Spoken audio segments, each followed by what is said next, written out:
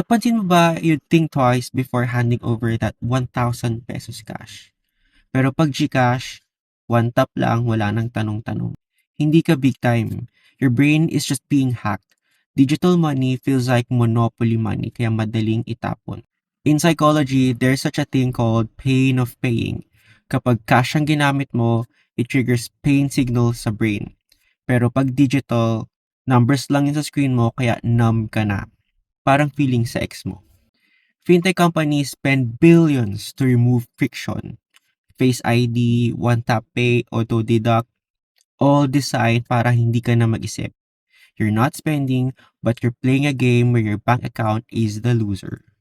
Ibalik mo ang friction. So before you click pay, screenshot your balance and stare at it for 5 seconds. Force your brain to see the loss. So in terms of digital, friction is your friend and convenience is your enemy. Don't let convenience make you broke. Follow for more brutal truths about your money and be honest.